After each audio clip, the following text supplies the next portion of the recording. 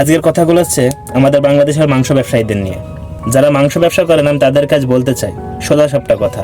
এমনকি আমাদের আইনজীবীদেরকেও বলতে চাই যেন এটাকে ফলো করা হয়, এমনকি সব জায়গাতে যেন ঘুরে ঘুরে দেখা হয়। যারা মাংসের ব্যবসা করে বাসি মাংসের উপরে কেমিক্যাল ঢেলে সেটাকে আবার তাজা বানিয়ে সেটাকে আবার বাজারে বিক্রি করা হচ্ছে। এমনকি এই কেমিক্যাল জাতীয় মাংস খেয়ে আমাদের মতো মানুষদের, সাধারণ মানুষদের রোগে পড়তে হচ্ছে, এমনকি ক্যান্সার নামক জিনিসে ভুগতে হচ্ছে। কি কারণে তোমরা এসবগুলো করছো? বাসি মাংস ভালো কথা, কম দামে বেচে দাও, গরিব মিসকিনরা খাক, সমস্যা নেই। তার উপরে কেমিক্যাল ঢেলে কিসের জন্য তোমাদের আবার তাজা বানিয়ে আবার তাজা দামে বিক্রি করতে হবে? লস নাই খেলে, দুনিয়ার বুকে নাই একটুখানি লস খেলে সমস্যা নেই, আখিরাতে তো তোমার পুণ্য থেকে যাবে।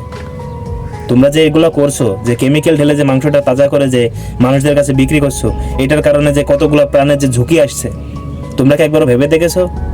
এমনকি এই মাংসটা দেখা যাচ্ছে তোমার বোনও খেতে পারে, তোমার মাও খেতে পারে। কিসের কারণে তোমরা এগুলো করো? তোমাদেরকে একবারও বিবেকে বাধা দেয় না যে আমরা তো একজন মানুষ, এই কেমিক্যাল যাতে এই মাংসটা যদি খাই তাহলে তার ভিতরে কি হতে পারে? আমি বলি ভাই, ব্যবসা করার দরকার সৎ পথে করেন।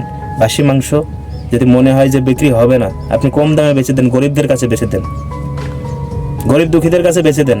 আপনার 600 টাকার মাংস আপনি 400 টাকায় বিক্রি করেন, 200 টাকা লসে বিক্রি করেন। আমার জানা মতে আপনার ওই 10 কেজি মাংসের জন্য আপনার পুরো টাকাটা লস হয়ে যাবে না।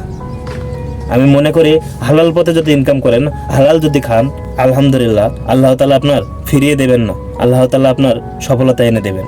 তাই আমি বলি, যারাই মাংস বিক্রেতা আছেন কোনো রকমই এমন ডুপ্লিকেট কাজ করবেন না। আল্লাহকে ভয় করেন। একজন আছেন উপরে, মানুষে না দেখলেও আল্লাহ তাআলা কিন্তু দেখছে। তাকে ভয় করে অন্তত এই কাজটা ছেড়ে দেন, সৎ পথে ব্যবসা করেন। আপনার মাংসটা বাসি হয়ে গেছে, আপনি কম দামে বিক্রি করে দেন, সেল করে দেন, সমস্যা নেই। তাই বলে তাজা মাংস হিসেবে যে আপনার তাজা টাকা নেওয়া লাগবে এটার কোনো প্রশ্নই আসে না। হালাল ইনকাম করেন আর মানুষের জীবনের দিকে একটু তাকান। খোদা হাফেজ।